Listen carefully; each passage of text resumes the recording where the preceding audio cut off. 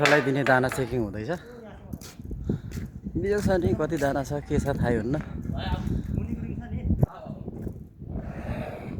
कति जति होला?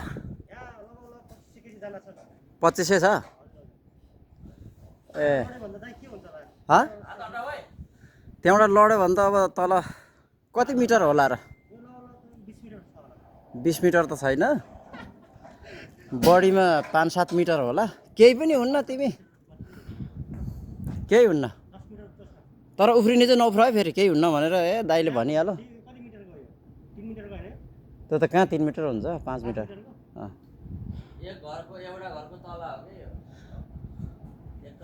के उफ्रिन्छौ त?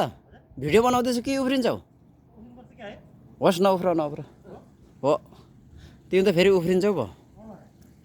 ल झर भाइ, 2500 छ।